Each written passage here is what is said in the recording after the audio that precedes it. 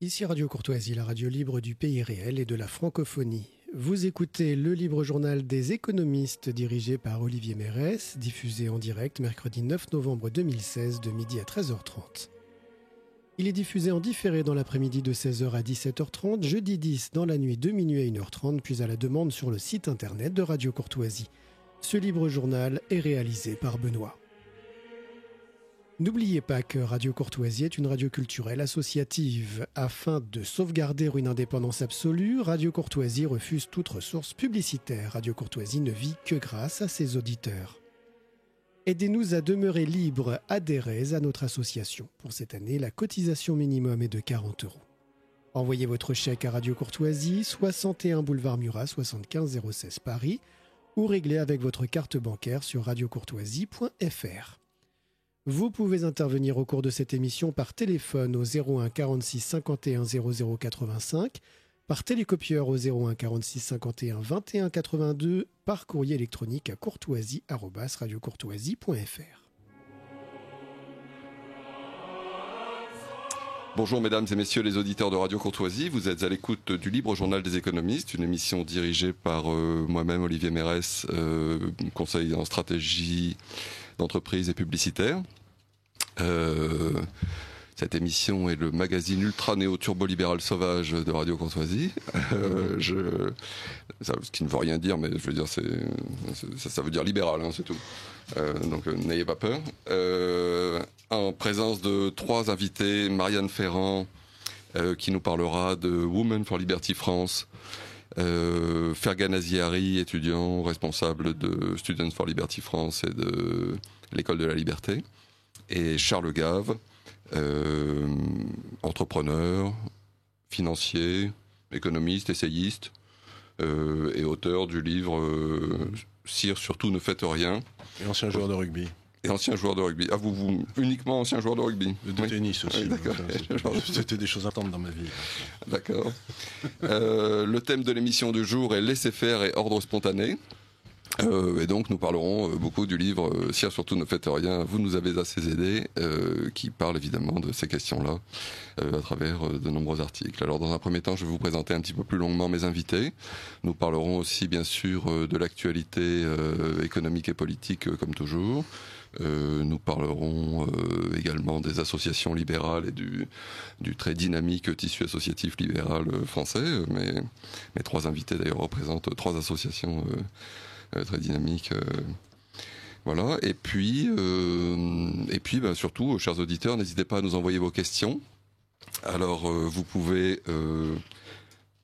les téléphoner au 01 46 51 00 85, par télécopie si vous avez encore un télécopieur au 01 46 51 21 82, sur le site internet radiocourtoisie.fr, et puis par courriel à courtoisie@radiocourtoisie.fr. Voilà, donc abreuvez-nous de vos questions, particulièrement si vous avez des questions à poser à Charles Gave.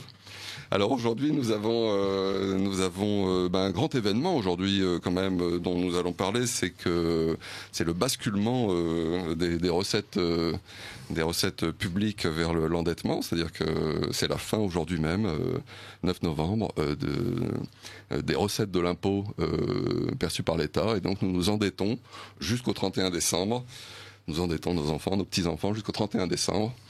Donc voilà, c'est quand même un grand événement. C'est l'Institut économique Molinari, IEM, que vous pouvez trouver sur institutmolinari.org, qui publie une étude assez longue là-dessus. Vous pouvez la télécharger en PDF, ça fait une 30aine de pages, et qui est passionnante et qui montre comment les divers pays européens se débrouillent face à ça. Alors on découvre que la Suède et l'Allemagne dépensent les recettes de 2015, disons, jusqu'au début janvier 2017. Alors on dit bravo, donc il y a eu un excédent. Voilà, tous les autres pays de l'Union européenne sont déficitaires, et parmi les 3 les plus déficitaires, nous retrouvons la France. Voilà, donc alors je crois que la Grèce c'est fin octobre de mémoire, je crois que même c'est le 29 octobre, il me semble qu'ils ont tout consommé. Le Portugal le 7 novembre et la France voilà le 9 novembre, donc aujourd'hui même. Évidemment, nous parlerons quand même d'un autre événement important du jour. Il n'y a pas que celui-ci, c'est l'élection de Donald Trump, donc qui semble ne plus faire aucun doute à cette heure aux États-Unis. Alors, nous avons beaucoup de chance puisque Charles Gave est un très bon connaisseur du monde américain, qui ne soit pas de gauche, on va dire, parce qu'il y a beaucoup de connaisseurs du monde américain, mais ils sont presque tous de gauche. Dans cette émission, nous avons déjà reçu Guy Millière et Evelyne Josselin. Il y a pas longtemps, Evelyne Josselin est venue nous parler de son livre Trump pour le meilleur et pour le pire. Et donc vous aussi, Charles Gave, vous n'êtes pas de gauche et vous êtes un très très bon connaisseur du monde américain. Oui, si vous voulez, Trump, c'est une réaction à quelque chose qui se passe, et j'ai beaucoup écrit là-dessus pour mes clients dans le monde entier. C'est nous avons un peu partout une révolte des peuples. C'est-à-dire que quelque part, depuis 15-20 ans, nous avons eu une espèce de prise de pouvoir par une classe à moitié élue, à moitié non élue, que j'ai appelé les hommes de Davos. Et ces hommes-là veulent créer une espèce de gouvernement mondial. Et ils ont... pour cela, après toute une série de mesures économiques qui nous amènent dans l'absence de croissance dans laquelle nous sommes. Et donc ce que j'essaie de dire aux gens, c'est que le Brexit, c'était le début de la révolte des peuples, mais qui était très visible. Je l'avais écrit, je l'ai écrit donc en juin 2014 que les Anglais allaient sortir de l'Europe. Donc si vous voulez, c'était pas simplement parce que je connais assez bien l'Angleterre où j'ai passé 25 ans. Et ça, c'est la deuxième étape. Et la troisième étape, ça va se porter sur l'Europe, puisque c'est là que la classe mondiale qui veut détruire les nations a mis le plus gros effort. Et que ça veut dire que toutes les fausses souverainetés qui ont été attribuées à des gens qui n'ont aucun mérite pour avoir cette souveraineté, comme par exemple l'euro, vont disparaître. Donc on est en train de défaire tout ce que Jean Jaurès a fait, qui est une espèce d'union soviétique molle. Et on est en train d'arriver à la fin de cette union soviétique molle. Et c'est donc une extraordinairement bonne nouvelle. Il ne faut pas se tromper. C'est comme ça que nous l'apprenons ici. D'ailleurs, Fergan Azihari, ici présent, a écrit de nombreux articles en faveur du Brexit. Et voilà, le fait d'avoir quitté, l'intelligence qu'ils ont eue de quitter l'Union européenne. Fergan Azihari. Oui, mais effectivement, pour certains libéraux, c'est vrai que la question est assez compliquée parce que vous avez des libéraux qui sont pro-UE, d'autres qui sont un peu plus eurosceptiques. Enfin, grosso modo, l'argument que j'avançais dans les articles que j'écrivais, c'est que finalement, la clé de la prospérité, c'est la liberté. La clé de la liberté, c'est la concurrence institutionnelle. Et aujourd'hui, cette centralisation des pouvoirs à l'échelle du continent notamment réduit cette concurrence institutionnelle et menace finalement tous les garde-fous qui permettent de sauvegarder la liberté. Pour autant, il ne faut pas se tromper parce que même si le Brexit, effectivement, peut être perçu comme une bonne nouvelle au regard de cet impératif de garantir la sauvegarde institutionnelle, on aurait tort, je crois, de considérer qu'on a gagné la bataille des idées parce que ce rejet des institutions internationales qui peut paraître légitime et parfois, puise parfois ses sources dans des raisons qui ne sont peut-être pas nécessairement compatibles avec les idéaux que l'on défend. Par exemple aujourd'hui, pour ce qui est de l'élection de Trump ou même du Brexit, beaucoup de gens aujourd'hui se révoltent contre un ordre qui est perçu comme étant excessivement libéral. Donc il faut peut-être parfois se méfier. Oui, d'un côté. Perçu. Alors attention parce que je vois Charles Gave qui réagit vivement. Perçu. On le décrit comme libéral. On le décrit. Donc ça ne veut pas dire qu'il l'est. Bien sûr. On sera tous d'accord aujourd'hui pour dire effectivement que ce n'est pas le cas. Mais quand Marine Le Pen, par exemple, aujourd'hui parle de sortir de l'Union européenne, ce n'est pas pour plus de libre-échange, quoi. C'est tout. Et même bien au contraire, on va dire. Alors, je vous avais parlé de vous présenter mes invités, donc je vais quand même y venir. Alors, Marianne Ferrand, vous êtes étudiante en communication politique et institutionnelle à Paris, Panthéon-Sorbonne. Vous avez fait aussi un master de journalisme et une maîtrise en sciences politiques. Vous avez étudié d'ailleurs les trajectoires qui mènent les jeunes à s'engager à droite, soit d'ailleurs chez les Républicains, soit chez Students for Liberty, qui en français veut donc dire étudiants pour la liberté. Absolument. Traduisons pour nos auditeurs exclusivement francophones. Et lors de la dernière conférence régionale d'European for Liberty, ESFL, on va dire, voilà. Les étudiants européens pour la liberté, oui, absolument. Des étudiants européens pour la liberté à Prague, vous êtes associé, on va dire, à Mathilde Berger-Perrin pour fonder une antenne française à Women for Liberty, est-ce bien exact ? Oui, c'est juste. Donc merci beaucoup Olivier de m'avoir invité pour représenter notre mouvement. Il est tout jeune et il se lance officiellement aujourd'hui sur Radio Courtoisie. Un 3e événement pour le 9 novembre. Voilà. C'est vraiment Absolument. une grande date. Oui, d'accord, bon, très bien. Alors, évidemment, tous les coquins de mon espèce se posent la question, est-ce que certaines de vos militantes se mettent les seins nus dans des églises en poussant des cris anarcho-capitalistes ce genre de choses? Quelles sont vos méthodes d'action? Parce que les Femen, ils ont poussé la barre assez haut maintenant, donc il y a une exigence du public. Quelles sont vos revendications, disons, enfin s'il y a de revendications d'ailleurs, c'est pas sûr, et puis quelles sont les méthodes d'action que vous proposez d'utiliser? Si, bien sûr, il y a des revendications. D'abord, c'est de considérer que non, on ne va pas se mettre nu pour défendre les femmes. Et d'ailleurs, on ne va pas défendre uniquement les femmes. On veut simplement plusieurs choses. D'abord, se différencier des mouvements féministes marqués à gauche, qu'on considère être victimisants à l'égard des femmes et qui ne poussent pas à prendre le pouvoir. Le constat qu'on fait, nous, chez Women for Liberty, c'est que les femmes ont obtenu des droits, mais toujours pas le pouvoir. Et nous, on veut aller le récupérer puisque le pouvoir est toujours entre les mains des hommes. Mais une question qui est peut-être, comment dirais-je, difficile, mais est-ce que le veulent-elles? C'est une première question qu'on peut se poser, c'est-à-dire... je fais partie des gens qui pensent qu'il y a de grosses différences biologiques entre les hommes. Enfin, il faut d'abord poser un préalable, c'est-à-dire que l'être humain est polyvalent, c'est-à-dire Pic de la Mirandola a beaucoup insisté là-dessus, disons sur le fait que finalement chacun se sculpte lui-même et finalement n'importe quel humain peut devenir cosmonaute, plongeur sous-marin, écrivain, poète, etc., musicien, bon, tout ce qu'on veut. Et évidemment, c'est vrai aussi bien des hommes que des femmes. N'importe quel humain. Alors, dans ma jeunesse, on parlait d'ailleurs beaucoup de garçons manqués, de filles manquées, pour parler de gens qui finalement n'étaient pas très à l'aise dans leur sexe, disons, enfin voilà, bon, et qui, d'une certaine manière, fait partie de cette culture de soi-même, quoi. La question que je pose du coup est purement statistique. Il ne s'agit surtout pas de savoir si une femme a le droit de devenir présidente des États-Unis. Il est évident qu'elle doit en avoir le droit. Mais la question que je pose, c'est statistiquement, j'ai l'impression que beaucoup de femmes sont finalement plus intéressées par le foyer, le fait d'avoir des enfants, de se marier, etc. Enfin, par des choses qui finalement sont très concrètes et ont beaucoup plus d'influence sur notre vie au quotidien que tous ces garçons qui rêvent de devenir président des États-Unis. Il n'y en aura jamais qu'un, voilà, pour le devenir.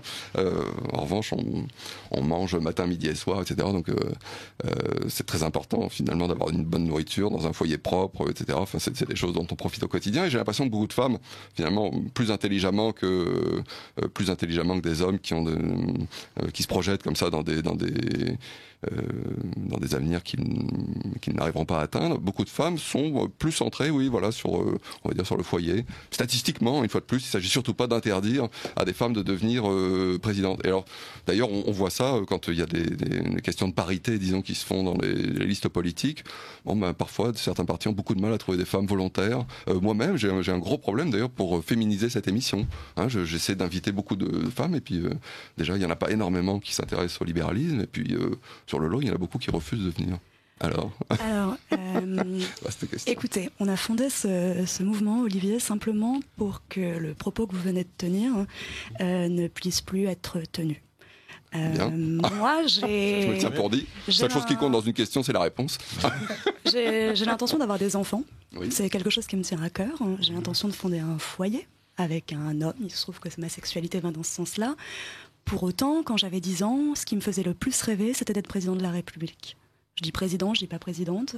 C'était une fonction de pouvoir, mais au-delà de ce qu'elle signifiait, c'était d'arriver en haut de la pyramide. Je crois qu'aujourd'hui, et c'est ce qu'on veut faire chez Women for Liberty, le pouvoir, il ne passe plus exclusivement par les institutions et parce qu'elles permettent aux hommes et aux femmes, en termes de position sur un échiquier institutionnel. Je suis convaincue, et c'est le discours qu'on va porter chez Women for Liberty, qu'aujourd'hui le pouvoir vient de ceux qui tiennent les rênes d'Internet. L'avantage d'Internet, qu'est-ce que c'est ? C'est que derrière la machine, il n'y a plus de sexe. Si on le souhaite, une femme peut avoir un avatar masculin, elle peut gommer toute son identité de genre et être bien plus puissante qu'un homme. Nous, on s'inscrit là-dedans. On pense qu'aujourd'hui, il faut accompagner ce mouvement-là et valoriser, vulgariser également ces nouveaux métiers, ces nouvelles manières d'agir politiquement et de faire avancer la condition de la femme. Là, je vous dis qu'on est caché derrière la machine, mais on peut aussi revendiquer qu'on est une femme et qu'on veut du pouvoir. Quand vous dites que faire la cuisine, s'occuper du ménage, c'est un pouvoir, oui, certes. Mais je dis pas que c'est un pouvoir, je dis que beaucoup de femmes, disons, qui par exemple ont fait des études supérieures souvent plus brillantes que leurs camarades masculins, toujours plus brillantes, voilà, enfin presque toujours plus brillantes, se retrouvent à 25 ou 30 ans, disons, avec la possibilité d'avoir une très belle carrière, même en ayant des enfants, et finalement ne sont pas passionnées par ça. Alors certains disent c'est uniquement culturel. C'est-à-dire, c'est parce qu'elles ont été depuis toutes petites, on leur a offert des fers à repasser, des poupées, etc. Et du coup, elles n'ont pas cette ambition de devenir présidente de la République, par exemple. Et puis d'autres disent, et je peux m'inscrire dedans, dans cette catégorie-là, pensent que ça peut être aussi biologique, c'est-à-dire que la biologie ne se limite pas, disons, à nos formes physiques. Il y a aussi, par exemple, on sait que... par rapport à la fidélité, par exemple, pour la survie de l'espèce, si dans un village il y a 30 femmes et un homme, l'homme suffit, disons, à repeupler comme ça rapidement toute la population. Et du coup, on sait que les hommes sont plus facilement volages. Dans l'autre sens, s'il y a une femme et 30 hommes, finalement, comme elle ne pourra jamais avoir que plus de 20 grossesses dans sa vie, disons, elle a intérêt à choisir l'homme le plus parfait, disons, dans les 30 qui sont là, et à lui être fidèle toute sa vie. Et alors certains biologistes, ou psychobiologistes, je ne sais pas exactement quel est le terme, disent qu'il y a un lien biologique, disons, entre cette façon. Alors ça n'empêche pas évidemment qu'il y a des hommes très amoureux qui passent toute leur vie avec une femme et qui sont fous de joie de passer toute leur vie avec une femme. Et alors voilà, alors la question c'est jusqu'où va la biologie, c'est-à-dire je crois qu'il faut distinguer la biologie, le droit et la coutume. La coutume, bon, elle est très variable, et si j'ai bien compris, Women for Liberty accepte tout à fait que dans une phrase le genre neutre s'apparente au genre masculin, disons, et voilà, enfin que ça ne pose aucun problème, ou que les hommes tiennent la porte à des femmes. Enfin, j'ai suivi votre conférence, la conférence que vous avez donnée à Paris là, à la conférence régionale de Students for Liberty Paris. J'ai trouvé ça très intéressant. Alors j'ai cru comprendre, oui, que sur ce plan de la coutume, alors sur le plan du droit, je pense qu'il n'y a aucun doute, les droits des hommes et des femmes doivent être absolument égaux, disons, et d'ailleurs j'ai du mal à comprendre que dans la loi il y ait autre chose que le mot individu.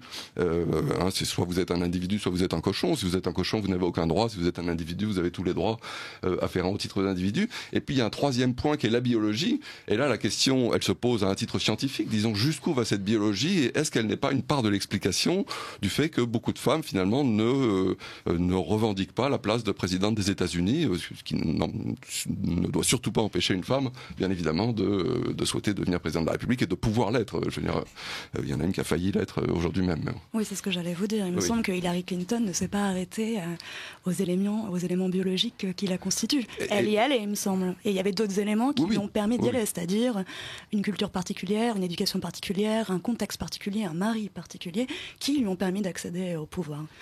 Pour revenir sur tout ce que vous avez dit, j'ai l'impression que vous, hommes blancs classiques, entre guillemets, vous nous enfermez, nous les femmes, dans une identité de genre. C'est ce que je trouve déplorable, et c'est pour ça qu'il faut continuer, à mon sens, de lancer des mouvements féministes, parce qu'on pourrait considérer qu'il y en a déjà beaucoup, et que pourquoi en mettre un nouveau en avant, parce que simplement il y a encore des gens qui pensent comme ça, et moi je m'oppose complètement à cette pensée qui me pose un gros problème. Pour la raison suivante, c'est que je ne pense pas que la biologie nous contraigne à des positions dans la société. Je pense par contre qu'une femme peut faire les choses différemment. Et c'est ça qui est intéressant. Vous vous rendez bien compte aujourd'hui... Mais alors du coup, ça veut dire aussi que la biologie... Enfin, je vous laisse continuer. Vous vous rendez bien compte qu'aujourd'hui... Oui. Mais est-ce qu'il faut faire primer l'élément biologique sur l'élément culturel ou le dépassement sur le plan du droit, soi ? Sur le plan du droit, je suis formel, je vous dis, c'est individu, et la question s'arrête là.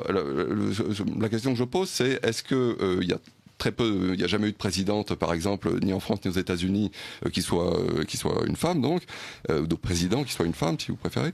Est-ce que c'est dû au fait qu'on a empêché les femmes de l'être, ou pour des raisons culturelles, en tout cas, on leur a pas donné cette ambition, ou est-ce que c'est une maladie masculine que de vouloir absolument aboyer des ordres sur ses contemporains?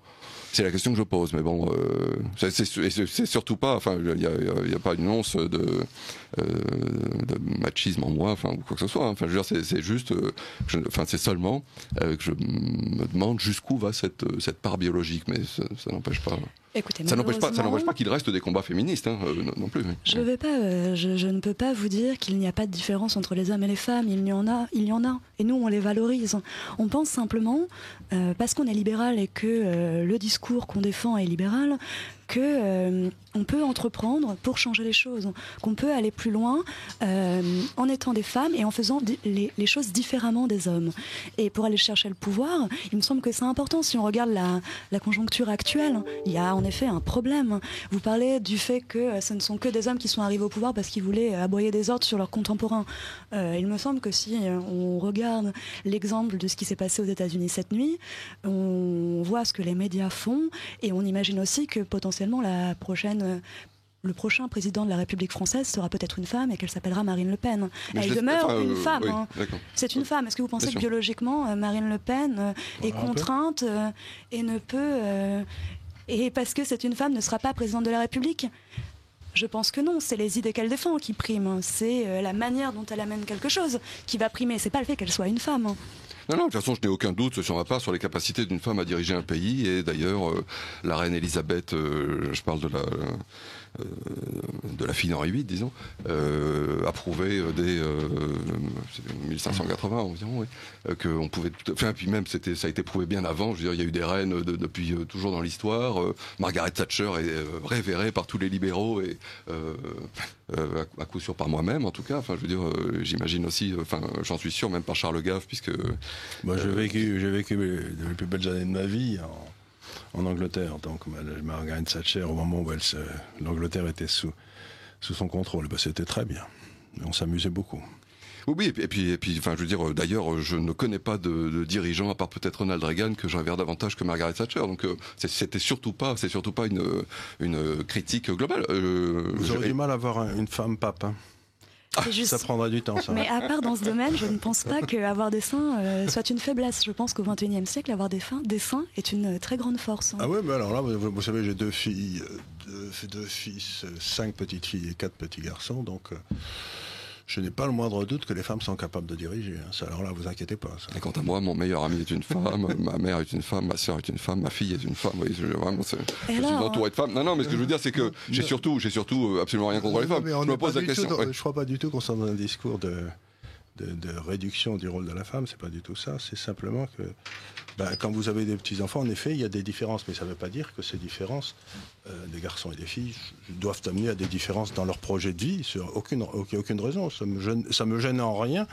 Si j'ai une de mes filles qu'on appelle Air General, qui est tout à fait capable, qui est d'ailleurs une grande boîte aux États-Unis, qui est tout à fait capable de diriger. Et si elle est élue à la présidente de la République, je n'ai pas le moindre doute qu'elle fera un tabac pas croyable, parce qu'elle fait très bien travailler les gens. Ce que je ne suis pas d'accord avec vous, c'est pas d'aboyer des ordres sur les gens, c'est de faire travailler les gens, les uns avec les autres. C'est ça le vrai rôle du chef. Et ça, les femmes peuvent être tout à fait compétentes pour faire travailler les uns avec les autres. Hein. Je n'ai aucun doute.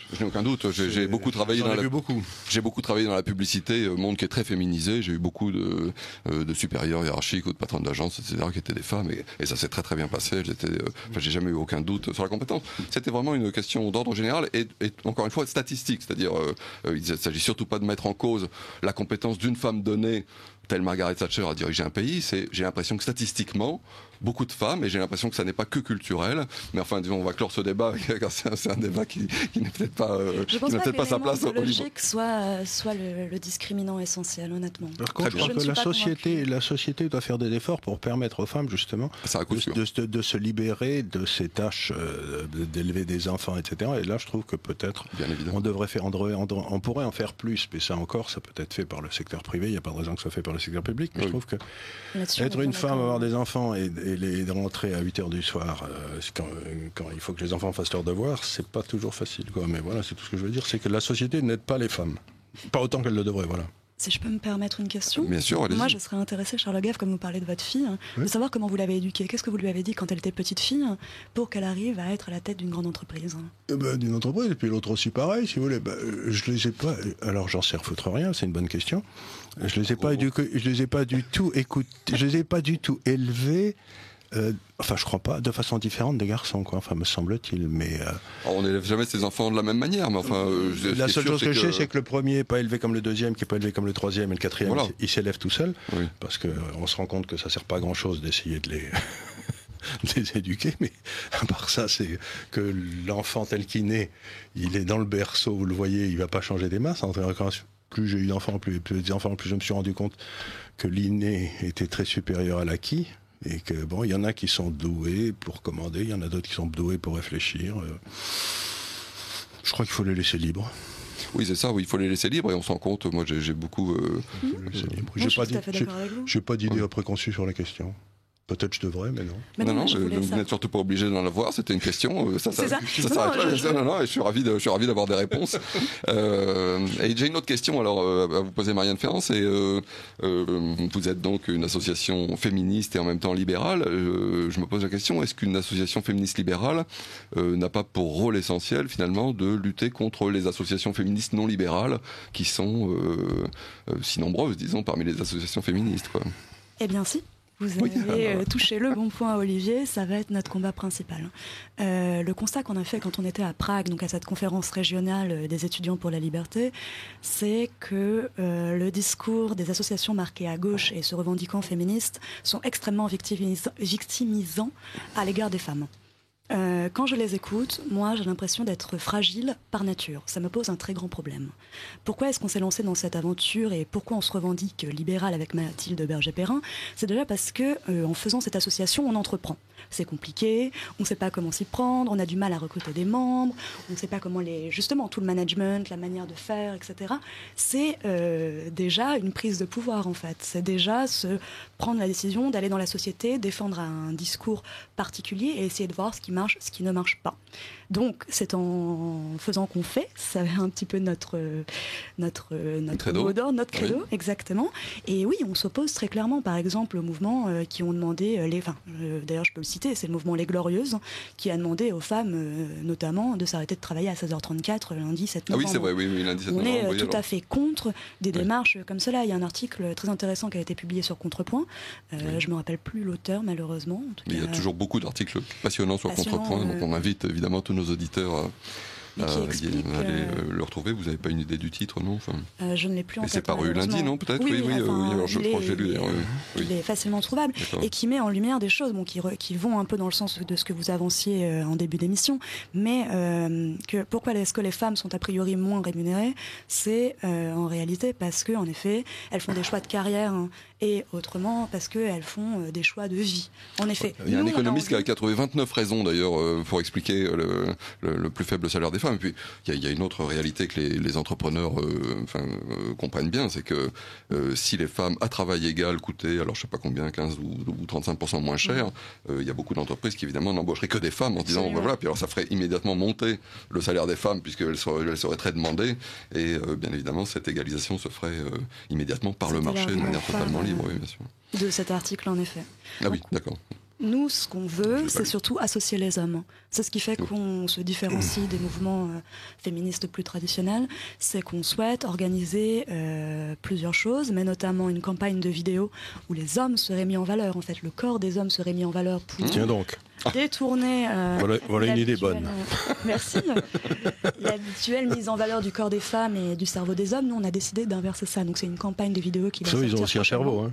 Mais on sait, mais on en entend tellement parler de leur cerveau que nous, on a envie de voir leur corps, enfin. Alors c'est une conquête que la publicité a réalisée depuis déjà au moins une vingtaine d'années. Je me souviens les premières campagnes qui avaient un peu choqué comme ça l'opinion publique, c'était au milieu des années 80, parce qu'on commençait à voir, je sais pas quoi, l'homme dîme en slip kangourou, etc. Des choses comme ça. Bon, il y avait une campagne, si je me souviens, c'était nouveau, l'homme a des fesses ou des choses comme ça. Bon, enfin voilà. Non, mais je pense qu'il faut aller plus loin. C'est-à-dire que par exemple, la campagne de pub l'an dernier de Lancel était passionnante, étant donné qu'elle a mis un homme pour vendre un sac à main qui était dans les positions que les femmes adoptent habituellement et qui se caressait avec le doux cuir du sac. Et là, on avait quelque chose qui avançait. C'est pas simplement de voir l'homme en slip qui va faire avancer les choses, c'est de voir l'homme. Ensuite, c'est une progression. C'est-à-dire qu'ensuite, il faut passer par Benetton, puis par Calvin Klein, puis etc. Enfin, on peut pas. Encore une fois, je pense qu'il ne faut pas mélanger tous les combats. Je pense à Nathalie Kosciusko-Morizet qui disait les femmes ne sont pas en fait un élément de diversité, on n'est pas une minorité, on est plus de la moitié de l'humanité. Et il faut accepter qu'il y a des choses qui puissent changer dans le traitement publicitaire. Il y en aurait plus dans le monde des libéraux. Ça ferait pas de mal, parce que le monde des libéraux est un monde extraordinairement masculin. Pour trouver une femme dans ce monde-là, il faut se lever de bonne heure. Et alors c'est pour ça que je demande à Mathilde Berger-Perrin et Marianne Ferrand de nous trouver un maximum d'invités pour le Libre Journal des économistes toutes les 4 semaines. Je ne sais pas si c'est le libéralisme est trop individualiste. Je ne sais pas, mais il y a les femmes ont un problème avec le libéralisme. Je sais pas très bien c'est pourquoi. Une généralité qui peut être très choquante, non ? Non, mais c'est une très grande question à laquelle nous, on n'arrive pas à répondre. C'est un des éléments clés aussi qui nous a poussé à monter ce mouvement. C'est qu'on fréquente l'association... pardonnez-moi Olivier pour l'anglicisme, mais Students for Liberty. Ah non, il n'y a pas de gêne, c'est un nom de marque. Mais on va traduire étudiants pour la liberté, mais sinon c'est SFL ou Students for Liberty, oui. Le constat qu'on a fait, c'est que sur un groupe de 100 personnes, on est 10 femmes. Pourquoi ? J'en avais longuement parlé au cours de mon mémoire avec Christophe Selzer, qui est donc l'ancien chef de file du mouvement, qui n'arrivait pas à apporter de réponse. Et lui qui déviait sur les questions de différences culturelles et sociales. Si vous, Charles Gave, qui avez une expérience bien plus grande que la mienne sur ce thème, ou si même Fergan Aziri a des pistes de réflexion sur comment amener plus de femmes et peut-être des raisons qui font que la doctrine... les pousse à s'exclure, alors je serais ravie de les avoir. Alors on appelle nos auditrices, en tout cas, qui nous écoutent, à s'engager derrière les idées libérales, parce que ce sont des idées de toute façon passionnantes et libératrices en plus. Donc voilà, 3 questions. Alors d'abord, rappelons que nous sommes sur Radio Courtoisie, que l'émission s'intitule Le Libre Journal des économistes, que mes invités sont Marianne Ferrand, Fergan Azihari et Charles Gave. Le thème de l'émission du jour est laisser faire et ordre spontané. Il va falloir qu'on se dépêche pour commencer de le traiter. Enfin bon, c'est en lien évidemment avec le titre de l'ouvrage de Charles Gave, Sire, surtout ne faites rien, l'excellent ouvrage. Vous nous avez assez aidés, aux éditions Jean-Cyril Godefroy. Si vous avez des questions, n'hésitez pas à les poser au secrétariat de Radio Courtoisie. Si vous nous écoutez durant la tranche de diffusion midi 13h30, l'émission est enregistrée en direct, donc allez-y, nous attendons vos questions. Et j'en ai déjà 3. 2 auditeurs, 1 auditrice. Je suis désolé, c'est le pourcentage. C'est toujours le même. Alors, un auditeur qui nous dit pour réussir à faire gagner le pays réel contre le pays illégal, il fallait un homme de sa Trump. Pas drôle. Merci monsieur pour belle blague. Cette petite blague. C'est un atout aussi, Trump. Quand vous jouez au bridge, oui. Trump, c'est l'atout. C'est l'atout, d'accord. Ouais. Un autre auditeur, je ne joue pas au bridge. Alors, un autre auditeur, les intervenants sont passionnants, mais ils oublient de rendre hommage au général de Gaulle, dont c'est l'anniversaire de la mort il y a 46 ans. Faut-il y voir un symbole avec l'élection de Trump ? Alors, écoutez, voilà, c'est fait. Merci pour cet hommage au général de Gaulle. Pensez-vous que Marine Le Pen peut être élue en 2017 ? Alors, nous ne sommes pas oracles, mais elle peut être élue... je vais laisser mes invités répondre. Fergan Azihari, responsable de Students for Liberty et de l'École de la Liberté, parce que je ne vous ai pas présenté. Oui, est-ce qu'elle peut être élue ? Écoutez, oui, tout est possible. C'est-à-dire qu'on a vu le Brexit, tous les médias disaient que ça n'allait pas arriver. On a vu le phénomène Trump, tout le monde a parié sur Hillary Clinton. Ça, oui, tout le monde. Pas tout le monde. La grande majorité, on va dire. Ceux qui ont droit à la parole. Voilà. C'est ça. Les oins du Seigneur, comme les appellent Thomas Sowell et Charles Gave adoptent cette dénomination. Oui, l'élection de Marine Le Pen, elle n'est pas élue. Je pense pas que ce serait une bonne chose personnellement, mais ceci dit, effectivement, avec le discrédit aujourd'hui qui caractérise la classe politique, les partis traditionnels, l'exaspération des populations vis-à-vis de ce qu'on pourrait appeler, je sais pas comment traduire ça, l'establishment, on va dire l'établissement, c'est une très très mauvaise traduction. Je sais que c'est celle que utilisait Robert Laffont. Les élites, voilà, les élites installées. Effectivement, quand on constate effectivement cette exaspération qui caractérise tout le monde occidental, alors c'est pas seulement les États-Unis, ça se passe aussi sur tout le continent européen. L'élection de Marine Le Pen n'est pas à exclure, je pense. Et soyons certains que la droite est capable de perdre cette élection qui lui est... La droite. Je ne suis même pas sûr qu'on puisse l'appeler la droite. Oui. Le centre mou. Voilà, c'est ça. Oui. Là, c'est-à-dire qu'on est dans un pays où, je rappelle que la dernière élection présidentielle en 2012, nous avions 10 candidats qui, tous les 10, étaient anti-libéraux. Oui. Donc c'est un pays qui, effectivement... Et c'est intéressant d'ailleurs de comparer ça à l'Angleterre, où finalement tous les partis sont... Enfin, tous les partis je voudrais faire un petit point de détail gouverner ici. sont libéraux, disons. Oui. Absolument. Pour répondre à la question sur Marine Le Pen, oui. La plupart des gens pensent que le libéralisme est une doctrine économique, ce qui est une grosse bêtise. Le libéralisme, c'est une doctrine juridique. Absolument. Qui est née à la fin du 18e, pendant le 18e et à la fin du 17e avec Locke. Et la base du libéralisme, c'est de dire tout le monde est égal devant la loi. Il n'y a pas une loi pour les faibles et une loi pour les forts. Et à partir de là, ça a permis le développement économique, la révolution industrielle en Angleterre, qui est arrivée à la stupéfaction générale parce que personne ne l'attendait.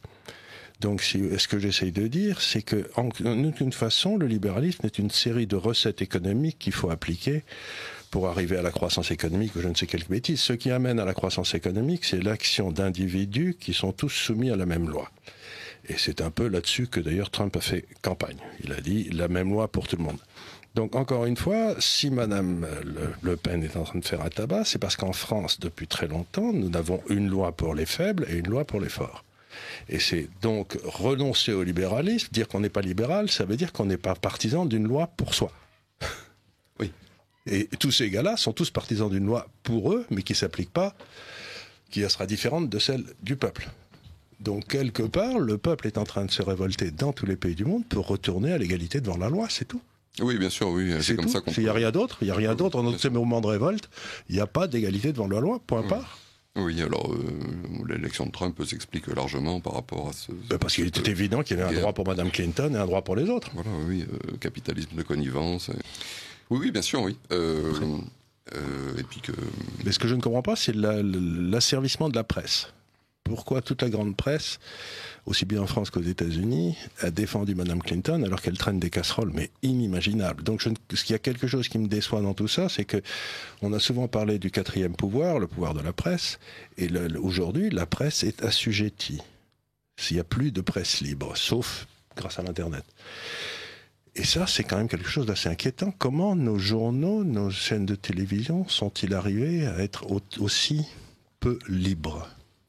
Oui, c'est une grosse interrogation, mais enfin, je crois que, par exemple, quand le président Hollande a remis l'abattement fiscal des journalistes, il savait ce qu'il faisait, disons, ça a beaucoup plu. Le gouvernement français débourse 300 millions d'euros par an pour entretenir les journaux français. Voilà, oui, donc ils savent très bien. Seulement 300 millions. Enfin, 300 millions, c'est déjà une belle somme. Il me semble que c'est plus que ça. Oui, les subventions à la presse. Si je peux me permettre,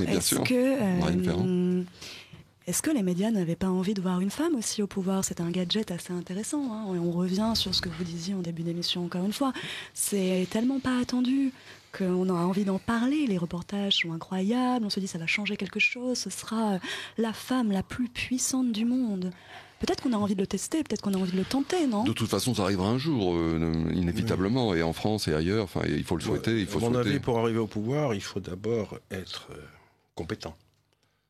La compétence me paraît l'élément pour être... Le premier critère, oui, bien sûr. Oui. Le premier critère. Et Suzanne Sarandon, qui est une femme de gauche aux États-Unis, Dieu sait qu'elle est de gauche, dit « Je ne vote pas avec mon vagin ». Ce que je trouve une expression assez intéressante. Toute la campagne de Mme Clinton, c'était de dire aux femmes « Vous votez pas pour moi parce que vous avez un vagin comme moi ». Ça me paraît pas un élément électoral particulièrement puissant, quoi. Je suis d'accord avec vous, absolument. On est tous d'accord. Sur ce chapitre des élections françaises, rappelons qu'à l'initiative de l'ALEP, c'est d'une dizaine d'associations qui sont le Cercle Droit et Liberté, Contribuables Associés, l'IREF, Libéraux.org, c'est-à-dire Contrepoint et Wikibéral, Liberté sociale, Students for Liberty Paris, Think Libéral Sciences Po et Union nationale des propriétaires immobiliers, se tiendra une conférence, la 4e conférence, puisque déjà Hervé Mariton, Frédéric Lefebvre, François Fillon ont été interrogés. On sont passés à la question libérale, c'est-à-dire les questions qui fâchent. Et donc c'est le mardi 15 novembre, c'est dans 6 jours, mardi prochain à 19h30 à la salle des mines et des ponts et chaussées. L'entrée est libre. Donc venez, mais il faut quand même vous inscrire d'abord sur billetweb.fr, bi2let.fr.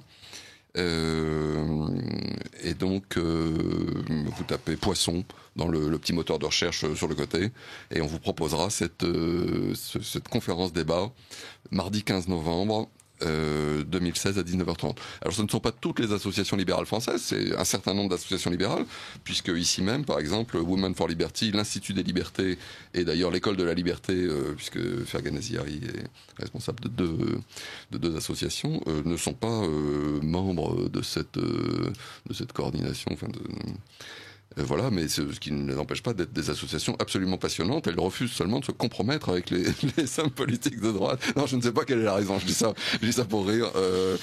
Non, mais enfin, alors vraiment, les gens sont absolument libres et je ne sais surtout pas si c'est une bonne idée d'ailleurs. Mais en tout cas, ce qui est sûr, c'est que ça fait des soirées qui sont assez sympathiques. D'abord parce que on pose aux candidats les questions qui fâchent.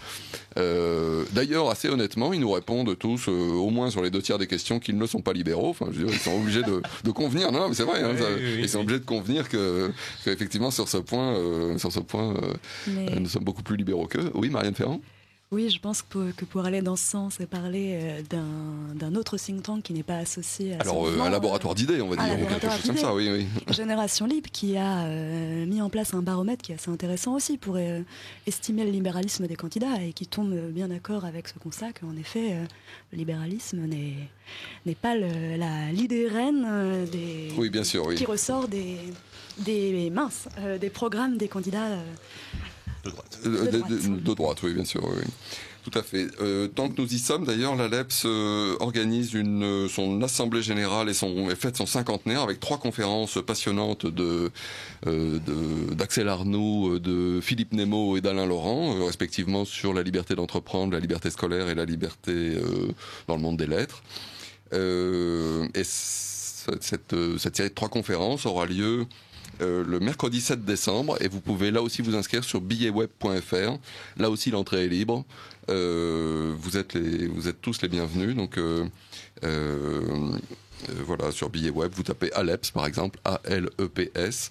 Poisson pour la première, le 15 novembre, et ALEPS, ALEPS pour la deuxième, le 7 décembre. Est-ce que nos amis, mes invités ici présents, ont des choses à dire d'ailleurs sur leurs associations respectives, sur l'actualité, cette actualité foisonnante et dynamique du tissu libéral français que nous essayons de promouvoir dans cette émission ? Fergan Aziari, oui. Concernant Students for Liberty, notre prochain événement ce sera le 5 décembre en partenariat avec le Café Liberté et donc l'École de Liberté. Nous allons tenir un petit café débat au coup d'État, près du Conseil d'État, près du Louvre, sur le thème crypto-monnaie et vie privée. Donc si ça intéresse les gens de s'intéresser au monde des crypto-monnaies, du Bitcoin, de l'Ethereum, de Zcash et toutes les relations qui existent entre l'utilisation de ces moyens d'échange et tout ce qui est vie privée, et bien voilà, c'est... Très bien, très bien. Alors, nous avons beaucoup de questions d'auditrices et d'auditeurs. Les hommes ont une propension à être volages, mais c'est un péché mortel. Dieu a interdit l'adultère, Dieu a ses raisons, il est logique. Alors tout à fait, madame, c'était pas une défense de l'adultère, c'était un constat statistique, là encore. Et peut-être que c'est culturel, et peut-être que... Oui, pardon, Marianne Ferrand. Non, mais les femmes sont infidèles également, je pense qu'il faut le dire. Bien sûr, je peux en témoigner aussi. Il faut être 2. Hein. Oui, voilà, on est bien d'accord. En principe, il faut être 2, enfin d'habitude. Arrêtons de faire de l'homme un grand méchant loup également. Hein. Non, d'accord. Alors, okay. Les femmes sont libres de tromper leur mari. Ah non, elles sont pas libres de tromper leur mari, d'ailleurs. Dieu a interdit l'adultère. Mais elles en ont la possibilité. Alors, un auditeur nous dit, vous avez beau taper votre tête contre le mur jusqu'à ce qu'elle implose parce qu'elle est vide. Merci. Alors, c'est pas très courtois, ça. Vous ne changerez pas la nature telle que Dieu l'a faite. Un homme et une femme sont différents et complémentaires. Une femme n'est pas faite pour occuper un poste de commandement. C'est comme cela, vous n'y pouvez rien. Alors là, monsieur, je n'ai jamais défendu, pour ma part, cette opinion. C'est la vôtre. Ce monsieur n'est pas marié. Je pense, j'imagine. Ou alors, c'est un titre anonyme. C'est un titre anonyme, peut-être qu'il envoie sa question. Alors non, j'ai surtout jamais dit qu'une femme n'était pas, pour ma part, chacun ses opinions, mais qu'une femme n'était pas faite pour occuper un poste de commandement, puisque nous avons toujours dit le plus grand bien dans cette émission, par exemple, de Margaret Thatcher. Donc c'est surtout pas le point de vue que j'ai pu opposer, disons, pour la discussion avec Marine Ferrand. Un auditeur nous dit, Marie-Antoinette ne pensait qu'aux festivités face à Louis XVI, faible de caractère, on connaît la suite, je ne suis pas misogyne, ça commence mal. Aujourd'hui, on dit que papa peut porter de jolis jupons et maman peut porter des chemises conquérantes. Oui, c'est vrai que ça fait partie de la liberté de l'être humain, effectivement, pour un homme de porter de jolis jupons. Bah oui, les Écossais, ils aiment bien ça, c'est voilà, c'est très pratique, d'ailleurs, c'est pour des raisons techniques à la guerre, enfin bref. Une auditrice, ce qui compte, c'est l'absentéisme des femmes au travail par rapport aux hommes, c'est ce qui explique la différence de salaire, oui, notre auditrice, il va un peu loin. Alors, une autre auditrice, Marine Le Pen, est complètement incompétente. Nous sommes pas loin d'être d'accord. En tout cas, elle est complètement socialiste, c'est sûr. Un auditeur, De Gaulle est le seul homme d'État que la France ait eu au XXe siècle. Il s'est mis à dos les Américains et les Israéliens. C'est un critère absolu. C'est un véritable Européen qui voulait faire l'Europe de l'Atlantique à l'oral. C'est dit. Une auditrice, Blanche de Castille, a été une excellente reine pendant longtemps et a dirigé la France toute seule, absolument. Merci beaucoup pour ce témoignage. Enfin, pardon ? Enfin, quelqu'un qui lit un petit peu bien d'une femme et qui n'impose pas aller se pendre sur la place publique ou se faire guillotiner. Parce que là, oui. Marie-Antoinette guillotinée a sans doute dû faire plaisir à ce monsieur qui vit encore au XVIIIe siècle. Louis XVI aussi a été guillotiné en l'occurrence. Mais enfin. Alors, une auditrice. Les femmes étaient rarement aussi libres qu'au XVIIIe d'ailleurs. Mais tout à fait. Une auditrice, on reprochait aux femmes politiques, alors décidément le Women for Liberty, mais c'est peut-être parce que j'ai commencé l'émission avec ça. Ça me paraît une très bonne idée d'avoir commencé avec ça, parce que c'est un vrai problème. Si vraiment on a ce genre de réaction, ça m'inquiète beaucoup, parce que ça prouve qu'il y a quand même beaucoup de travail à faire. Alors là. Une auditrice. Donc on reprochait aux femmes politiques ou grands de responsables de ne pas s'impliquer davantage dans l'économie. Je pense que les femmes ont pris beaucoup de retard sur les hommes tant qu'elles n'avaient pas la maîtrise de la conception. La majorité n'a fait qu'un enfant alors qu'elles avaient les moyens d'en faire plus. Je pense que depuis que la contraception est maîtrisée, les femmes attendent d'être installées avant de faire un enfant. Maintenant, les femmes peuvent retarder le moment de faire des enfants pour s'installer dans leur vie professionnelle. On ne voyait pas cela dans les générations précédentes. Les choses commencent à changer. Absolument. Très bien. Soit. Tout à fait. Et puis les hommes peuvent aussi s'occuper des enfants. Et d'ailleurs, pour ma part, c'est ce que j'ai fait. Donc, j'ai seule ma fille. Pardon ? Ah ben, je suis très fière de vous. Bravo. Non, quel courage. Et je l'ai jamais, bien évidemment, élevé dans un esprit. D'ailleurs, je ne voulais que des filles. J'aurais voulu 7 filles, c'est vous dire. Et je ne l'ai jamais élevé dans un esprit femme au foyer, on va dire. Voilà. Mais alors, si je peux me permettre, avant que vous changiez de thème, j'imagine, et aller dans le sens de le dernier témoignage que nous avons reçu. Aujourd'hui, les hommes peuvent prendre la pilule, puisque ça va dans le sens de gérer les grossesses et la venue des enfants. Et est-ce que vous, qui avez des 3 âges différents, qui êtes de 3 générations différentes, seriez prêt à prendre cette pilule contraceptive pour hommes ? Oui, tout à fait. Enfin, en l'occurrence, il existe aussi les préservatifs, qui est aussi un contraceptif masculin, on va dire, pour l'essentiel. Mais, qui n'engage pas. J'imagine que la question se pose pas beaucoup, mais elle pourrait se poser en théorie. Oui. Et j'imagine que si vous voulez la pilule pour homme, je sais pas si la personne en face vous fait confiance. Parce que vous lui dites j'ai pris la pilule, elle dit elle sait qu'elle l'a prise, mais elle sait pas si le gars n'est pas en train de lui raconter des calembredaines. Donc si vous voulez, là il faut que vous lui fassiez vraiment confiance. C'est vrai dans l'autre sens aussi. Il y a beaucoup de garçons se sont trouvés comme ça, papa, bien malgré eux, disons. Bien malgré eux, mais on sait bien que les hommes à ce moment-là, ça pense assez peu. Quoi. Oui, c'est ça le problème. Alors, des hommes qui pensent assez peu peuvent par contre être à des positions de pouvoir. C'est quand même étonnant. Non, mais il y a des moments où les hommes pensent très peu. Alors voilà. Donc un débat un peu sans fin d'ailleurs sur le sujet, mais enfin nous sommes très favorables effectivement à ce que davantage de femmes soient présentes dans ce studio pour cette émission. Je peux vous dire que dans la finance, il n'y a pas de femmes. ou très très peu. Oui. Et ça aussi, c'est un sujet qui m'étonne toujours. Quand je vais à des réunions où il y a 300 ou 400 personnes, vous aurez 10 femmes dans la salle, quoi. Donc je ne sais pas si c'est un métier particulièrement dur, parce qu'on prend des coups dans la tête toute la journée, dans la finance, c'est dur. Mais je ne comprends pas pourquoi, alors qu'elles sont très bien formées, qu'elles sont capables, pourquoi il y a aussi peu de femmes dans la finance. Il y a aussi il y a une liaison finance-libéralisme qui me tracasse en me disant, mais pourquoi il n'y a pas de femmes dans la finance et pourquoi il n'y a pas de femmes chez les libéraux, quoi. Ces deux sujets, mais j'ai pas d'explication, mais je le constate. Women for Liberty France est né pour élucider cette question. Nous, ce qu'on souhaite proposer, puisqu'on n'a pas de réponse, c'est simplement, par exemple, au lieu de se concentrer sur le traitement d'actualités économiques et institutionnelles, aller plutôt sur des sujets culturels et sociétaux. Essayer de déplacer le curseur pour faire des tests. C'est-à-dire pas forcément avoir des sujets féminins traités par des femmes, mais simplement tenter un ciblage différent. Et d'ailleurs, j'espère et j'appelle tous les hommes qui voudraient participer à notre aventure à venir écrire pour nous. Parce que c'est important et que, encore une fois, la volonté de Women for Liberty est d'associer foncièrement les hommes à ce mouvement. Très bien, alors je vais même m'y associer. Donc Fergan Aziari, je ne vous ai pas présenté, mais enfin, nos auditeurs vous connaissent bien puisque vous êtes désormais plus un collaborateur de l'émission, on va dire, qu'un invité. Voilà, donc coordinateur local pour European Students for Liberty.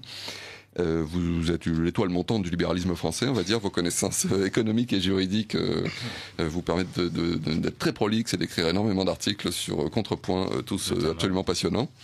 Notamment, c'est-à-dire, il y en a aussi sur les publications Agora, sur le Mises Institute, l'Institut Ludwig von Mises aux États-Unis. Oui, d'accord, oui. Que je traite tout ce qui est politique publique, concurrence et politique européenne en général. Alors pour le... Est-ce que je peux poser une question ? Ah mais bien sûr, Charles Gave, oui. C'est quoi l'École de la Liberté là ? Alors l'École de la Liberté, c'est une plateforme d'éducation en ligne dans laquelle on produit et on diffuse du contenu académique relatif à la tradition libérale, et ceci à travers le prisme de toutes les sciences humaines qui peuvent exister, donc histoire, sociologie, droit, économie, sciences politiques, philosophie politique, etc. Et ceci également à travers le prisme donc de plusieurs formats multimédia. Donc on a des livres électroniques, des livres audio, des vidéos. Nous produisons nos propres cours en ligne. Il y a des cours sur, par exemple, la tradition de la liberté, l'économie du développement, l'économie numérique, la philosophie de Frédéric Bastiat.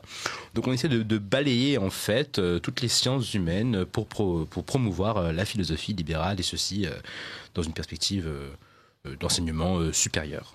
Alors c'est plusieurs centaines de ressources que vous pouvez consulter sur le site www.écoleliberte. École Liberté sans accent, disons, écoleliberte.fr. Et donc oui, plusieurs centaines de ressources, de livres anciens, etc. Enfin, et tous passionnants, et c'est très bien parce que ça, c'est pour les gens qui seraient un peu déçus par leurs études en sciences humaines. Parce qu'à l'Institut de Liberté, nous on essaye d'aider beaucoup tout ce qui est éducation, donc. C'est bien de savoir que ça existe, je ne le savais pas, mais on aime aussi par exemple l'Institut de formation politique, vous avez des gens comme ça, oui. Oui, alors l'Institut de formation politique qu'on connaît très bien, puisque notre dernier invité il y a 4 semaines était Alexandre Peset, donc on a vieil ami. On a parlé, l'Institut des libertés et l'Institut de formation politique sont très liés, on va dire. Oui. Voilà, entre autres d'ailleurs à travers vous-même, Charles Gave. Et ma fille, c'est elle qui a créé le contact. C'est elle qui a créé le contact, oui. Ah oui, d'accord. Voilà, alors je rappelle à mes auditeurs à mesdames et messieurs les auditeurs qu'ils sont à l'écoute du Libre Journal des économistes sur Radio Courtoisie, le magazine ultra néo-turbo-libéral sauvage de Radio Courtoisie.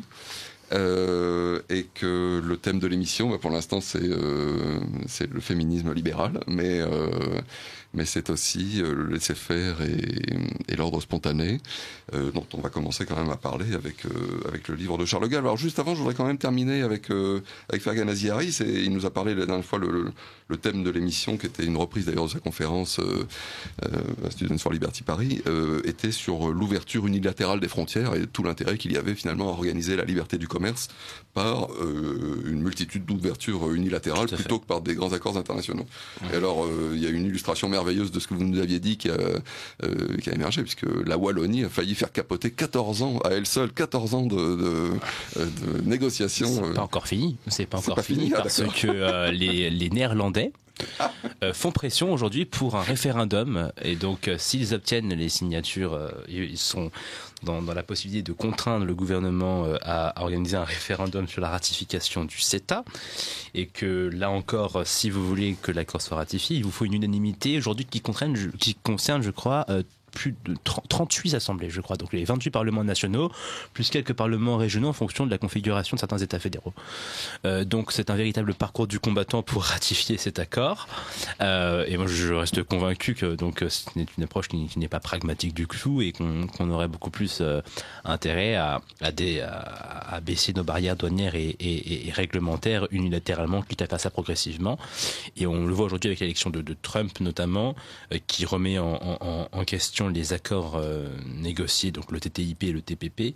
Le multilatéralisme va être, pas mal perturbé à mon avis lors des prochaines années, ce qui rend la démarche unilatérale d'autant plus intéressante. Bien sûr, cette démarche unilatérale adoptée par Singapour, par exemple. Est-ce que vous savez combien d'accords multilatéraux la Commission européenne a signé depuis qu'elle existe? Ah, dites-moi. 2. Un avec le Zimbabwe et l'autre avec la Corée. Ah d'accord, ça alors. Zimbabwe. Et alors cet accord-là avec le Canada serait le troisième. C'est-à-dire qu'on dépense un argent fou. Ah oui. Depuis des années, on embauche des fonctionnaires qui font et ils n'arrivent jamais à rien. D'accord, oui. Et donc, encore une fois, c'est même pas être pragmatique que de considérer que ça marche pas. Oui, c'est ça, voilà. Il y a un moment, vous savez, moi je suis dans les affaires. La démonstration était très complète, oui. Il y a un moment où quand ça marche pas, on arrête. Oui. Enfin, je sais pas, il me semble que ça paraît la logique même. Bien sûr. Et d'ailleurs, la définition de la folie d'Einstein, c'est que vous faites la même chose en espérant chaque fois un résultat différent. Un résultat différent, oui, bien sûr. C'est exactement ça. Aujourd'hui, l'Europe telle qu'il nous la montre, c'est la folie d'Einstein. Je me demande ce qu'on échange avec le Zimbabwe, mais c'est assez intéressant de voir ce que ça donne. Je sais pas ce qu'ils produisent, peut-être des faux billets à part ça. Oui. C'était une puissance agricole quand ça s'appelait la Rhodésie. Il y avait un des meilleurs tabacs du monde, c'était le meilleur ananas du monde et tout. Donc je sais pas, peut-être moi j'achète du tabac. Oui, peut-être. Okay. Voilà, et alors notre invité principal aujourd'hui, même si nous n'avons pas encore beaucoup parlé de son livre, c'est Charles Gave. Donc comme je l'ai dit, joueur de rugby, joueur de tennis, mais aussi quand même entrepreneur financier, économiste, essayiste. Vous avez déjà écrit de nombreux livres, dont Des lions menés par des ânes. Vous avez écrit aussi Un libéral nommé Jésus. Oui, ça c'est mon favori celui-là. Oui. Je sais pas d'où il sort celui-là. Le libéral nommé Jésus, les autres, j'exprime ma compétence. Oui. Mais le libéral nommé Jésus, je sais absolument pas d'où il sort celui-là. C'est-à-dire vous avez été inspiré par. Je sais pas. J'ai écrit des trucs. J'avais besoin d'écrire. Je l'ai écrit, mais ce que j'ai écrit me surprend toujours. Ah parfait. C'est encore plus beau. Alors Un libéral nommé Jésus, 2005. C'est une révolte, non cire, c'est une révolution en 2007 chez François Bourrin. C'est sur l'arrivée de la société de technologie. Déjà avec le mot cire.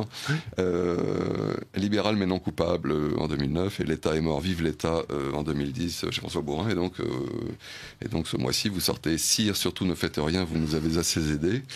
Qui est un livre, alors assez péjorativement, Thierry Ardisson parle de livre écrit à la graffeuse, voilà, en l'occurrence, déjà vous le revendiquez, c'est-à-dire vous ne vous cachez pas. Et c'est en plus les articles que vous écrivez sur le site de l'Institut des Libertés, j'encourage tous nos auditeurs à s'y rendre, sont toujours très très intéressants, parce que vous avez quand même cette double casquette, on va dire, de praticien et de théoricien. C'est ça qui rend très intéressant. Vous savez, quand vous êtes dans les marchés financiers, ce qu'il y a de bien, c'est quand vous vous trompez, ça se voit. Oui. Et que vous payez tout de suite. Donc si vous vous trompiez trop, au bout d'un certain temps, les gens cessent de vous confier de l'argent et puis ça arrête vos efforts. Tandis que la plupart des hommes politiques, quand ils se trompent, ils doublent la mise, quoi. Oui, bien sûr. Oui. Donc c'est pas tout à fait le même processus. Là, il y a un processus, je survis parce que je me trompe, bien sûr, comme tout le monde, mais peut-être un peu moins que les autres. Oui, voilà. Oui, donc, alors, les marchés, ça consiste toujours à jouer des grands agrégats les uns contre les autres, j'ai l'impression. C'est-à-dire des entreprises, des contrats, des assurances, des pays, etc. Donc, en essayant de jouer. Les marchés, c'est pas ça, si vous voulez. Il y a une question essentielle en économie qui a été celle du début, c'est pourquoi les choses ont-elles une valeur? Grande question. Et pourquoi cette valeur varie-t-elle avec le temps? Deuxième grande question. Et à partir de là, c'est de là où est partie l'économie. Et puis à partir des années 45, on a commencé à inventer la macroéconomie. On a commencé à s'intéresser à des choses qui n'ont aucun intérêt, comme le PIB ou l'inflation, ou des trucs qui n'ont aucun intérêt. La seule chose qui a de l'intérêt, c'est pourquoi les choses ont une valeur et pourquoi cette valeur varie-t-elle avec le temps. Vous savez, c'était l'interrogation de Leibniz. Pourquoi y a-t-il quelque chose plutôt que rien, quoi. C'est l'interrogation ontologique. Absolument. Donc c'est quand même une question extraordinairement importante. Et si vous analysez l'économie à partir de la valeur, de la création de valeur ou de la destruction de valeur, ça devient absolument passionnant. Si vous l'analysez à partir des grands agrégats, ça n'a aucun intérêt. D'accord. Donc encore une fois, vous devez, pour qu'il y ait création de valeur, il fait que droit de propriété, vous pouvez, à partir de la valeur, il faut qu'il y ait une monnaie, il faut que celui qui émet la monnaie ait le monopole de la violence légitime. Enfin, il y a toute une série de questions. Vous avez automatiquement, quand vous avez une monnaie, vous avez une nation. La nation et la monnaie, c'est la même chose, puisque c'est ce que le Christ... Alors là, il y a un gros débat quand même parmi les libéraux sur la question de la monnaie. Le Christ, moi, encore une fois, si vous voulez, le Christ vous dit, rendez à César ce qui est à César, et à Dieu ce qui est à Dieu. Mais ce qui est sur César, là, c'est la pièce de monnaie. Mais César, c'est l'État. C'est-à-dire que pour qu'une nation existe, qui est une volonté de vivre ensemble, pour qu'il y ait des transferts sociaux, il faut qu'il y ait une monnaie dans laquelle la dette sera émise, qui permettra ces transferts sociaux, ou les impôts. Et à partir du moment où vous avez ça, vous pouvez avoir un ordre social. Et Jean-Paul II disait, tranquillement, que la liberté, ça ne pouvait s'exercer que dans le cadre d'un État, d'une nation souveraine. Quelle est votre opinion? Parce que je sais que vous n'êtes pas un grand partisan de l'étalon or ou de contrepartie, etc. Mais quelle est votre opinion sur les monnaies telles le Bitcoin les monnaies sur le Bitcoin, ça me fait toujours un peu sourire, si vous voulez, parce qu'il y a déjà eu 2 ou 3 grosses fraudes, et que les types ensuite vont porter plainte au tribunal du coin. Et je m'écroule de rire en leur disant, dites les gars, à partir du moment où vous refusez l'État, allez pas porter plainte au tribunal du coin. Ah, ils refusent pas forcément l'État. C'est pas parce que j'achète des ordinateurs. C'est pas parce que j'achète des ordinateurs qui sont fabriqués par des entreprises privées que je rejette. Non, vous achetez des trucs, des signaux, c'est-à-dire que vous refusez l'intervention de l'État dans la monnaie. Ça me paraît très bien. C'est votre droit. Mais si vous perdez du fric, si vous êtes ruiné à partir de ça, n'allez pas demander à la justice de trancher en votre faveur contre le gars qui vous a ruiné.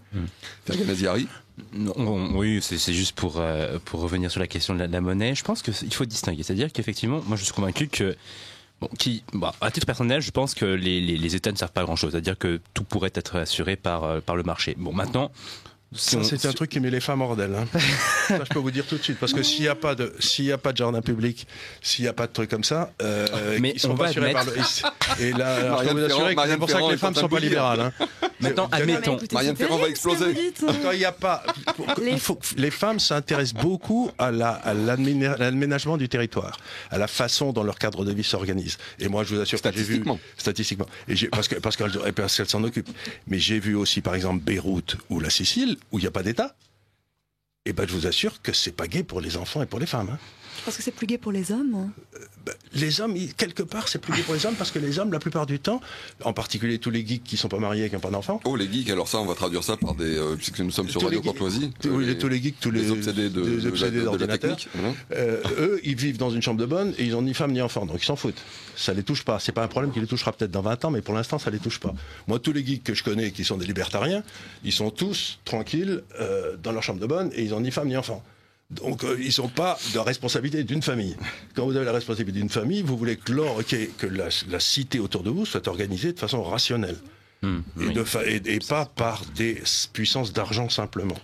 Et donc, ce que je dis simplement, c'est que les femmes n'aiment pas un monde qui est organisé de façon complètement sauvage, quoi. Les jardins publics à Beyrouth, c'était pas le pied. Fergan Aziari ? Oui, on va admettre quand même qu'il y ait bien un état minimum pour assurer la propriété, ce genre de choses, même si moi, je suis convaincu personnellement que... Je sais pas si on se lance pas dans un très très grand débat, disons, qui pourrait faire l'objet d'une autre émission, quoi. Oui, éventuellement. Alors, très rapidement, peut-être que Marianne Ferrand veut dire quelque chose aussi. Mais... je suis très perturbée par cette histoire de jardin public et des femmes rassurées par... les arbres au sein de la ville. Pour les fréquenter un petit peu, figurez-vous, parce que j'ai fait beaucoup de babysitting à côté de mes alors études, ça, de garde d'enfants. Voilà, de garde d'enfants, excusez-moi Olivier, je vais faire attention. Mais figurez-vous que dans les parcs, il y a aussi des hommes, et il y a même des gardes d'enfants masculins qui viennent jouer avec des petits garçons au football dans les jardins publics. Et même jouer avec des petites filles au football. Et oui, mais ce que je vous dis, c'est qu'il y a des jardins publics, mais il y a des jardins publics. Les endroits, les sociétés telles qu'on voudrait l'organiser, telles que je les ai vues en Sicile, etc., ou au Liban et tout, il n'y a pas de jardin public parce que l'espace public est quelque chose qui est organisé de façon complètement en fonction. Ce que je dis, c'est que le rôle de l'État, c'est bien sûr ses fonctions régaliennes, mais quelque part aussi, j'ai toujours pensé, ça je suis pas un vrai libéral, si vous voulez, j'ai toujours pensé que l'organisation du territoire, de façon à ce qu'il y ait un avantage, il y a un intérêt commun de tout le monde, qui est que le territoire soit organisé de façon rationnelle pour la satisfaction du plus grand nombre. Et je vois pas du tout comment le marché pourrait arriver à ça, puisque vous êtes dans un système de monopole d'espace. Il n'y a pas de l'espace. Donc il faut que l'espace soit organisé par quelqu'un qui représente l'intérêt général. Mais voilà, c'est tout ce que je dis. Mais il y a des villes aux États-Unis, par exemple, la ville Celebration, fabriquée par Walt Disney, etc. Bon, il y en a énormément d'ailleurs aux États-Unis, enfin des villages comme Manhattan Road, tout ce qu'on veut. Bon, où les gens, c'est une vaste copropriété. Mais c'est aux États-Unis où la propriété est reconnue par la Constitution, etc. Je vous parle pas d'organiser de l'espace. Mais quand vous allez dans le centre-ville de Baltimore, je peux vous assurer qu'il n'est pas arrangé à la satisfaction générale. Hein. D'accord, mais il y a 80% de Noirs qui vivent dans des conditions de marché libre qui sont absolument insupportables. Donc encore une fois, il y a quand même des devoirs de l'État. J'en conviens en fait. Le seul élément sur lequel j'ai un souci, c'est quand vous dites que c'est pour le bien-être des femmes. Je pense que c'est pour le bien-être de tous. Non, c'est pour ça. C'est pour la bien-être. Mais les femmes sont peut-être plus sensibles. Et c'est peut-être pour ça qu'elles détestent le libéralisme. C'est quand on leur dit non, démerdez sich, il faut que tout le monde y aille. Et puis si vous n'êtes pas capable de vous battre, vous crevez. Eh ben c'est pas un truc qui est très populaire en général dans la gente féminine. Nous allons changer de monde, comme dirait Nathalie Kosciusko. Mais j'espère que vous le rendrez plus habitable surtout. Et je vous dis, quand vous voyez des photos de Celebration aux États-Unis, il y a des parcs gigantesques, c'est magnifique et tout est étudié, disons, dans un endroit privé. Alors des questions d'auditeurs. Je rappelle que vous êtes sur Radio Courtoisie. L'émission s'appelle Le Libre Journal des économistes. Et donc un auditeur nous dit establishment se traduit aussi par oligarchie.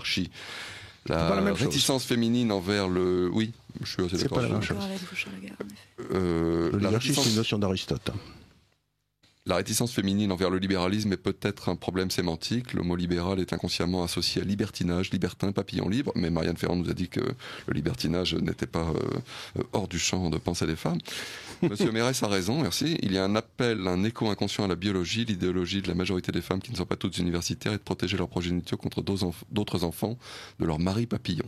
Alors je ne sais pas si je suis d'accord avec ça. L'émission de Monsieur Mérès est originale, instructive et guillerette. Merci monsieur. Une auditrice, je ne me sens pas brimé parce que je ne conduis pas un semi-remorque de 10 tonnes.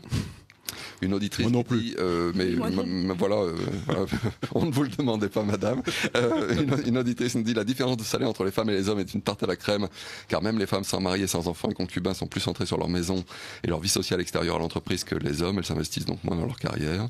Une auditrice nous dit merci pour l'ambiance joyeuse de votre émission, c'est agréable, merci madame. Et un auditeur, espérons que le peuple français sera aussi intelligent que le peuple américain. Pourquoi France Liberty au lieu de Liberté française? Il faut diviser le français. Alors ce sont des associations internationales, European Students for Liberty et Women for Liberty. Alors, Students for Liberty France et European Students for Liberty France et Women for Liberty France. C'est des marques, quoi. Alors c'est ça, c'est des noms de marques, c'est comme Apple, c'est-à-dire on traduit pas ça par pomme. Marianne Ferrand. Oui, on a choisi de mettre un acronyme anglais, donc de choisir un nom anglais, donc Women for Liberty. Pour une raison qui nous est extérieure, simplement parce qu'il y a un réseau qui existe, qui est présent notamment en Israël, aux États-Unis, au Népal, qui s'appelle Women for Liberty, et qu'on avait une volonté de travailler à l'échelle transnationale, sur un format transnational, et d'être associé à toutes ces associations qui émergent et qui existent ailleurs dans le monde. Donc on a choisi ce titre, Women for Liberty, pour cela. Simplement. Puisqu'on reparle des associations, d'ailleurs, signalons que le dernier bulletin d'automne de l'ALEPS, Liberté économique et progrès social, est sorti très récemment. J'ai d'ailleurs la fierté d'en faire l'ouverture avec un article Fleuve sur le revenu de base qui s'appelle Revenu de base, le nouvel âge du bolchevisme mondain, qui fait 16 pages, mais j'en avais gros sur la patate, alors bon, il a fallu que je dise tout, et voilà. Et dans lequel vous trouverez aussi... Vous savez ce que Milton Friedman disait sur les... Il y a deux choses que je vais dire là.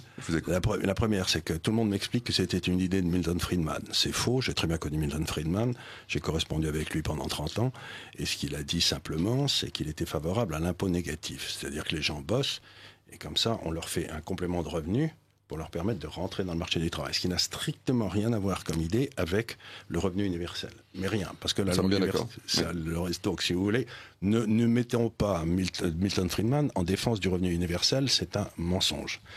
Et la deuxième, Milton Friedman était très gai. Je suis content que la dame aime les gens qui rigolent. Les gens qui rigolent. Il disait, si vous payez les gens à ne rien foutre, et si vous taxez ceux qui bossent, faut pas vous étonner si le chômage augmente. Certes. Et donc, quelque part, ce qu'on ne dit jamais dans ces cas-là, c'est, il y a ce que disait Bastia, il y a ce qu'on voit, le revenu gratuit, mais qui va le payer ? Bien sûr, oui. Alors qui va le payer ? La question, c'est certainement une très bonne idée de payer les gens à rien foutre, mais il y a bien quelqu'un dont le niveau de vie va baisser parce qu'il paye ça. Et c'est celui qui bosse ?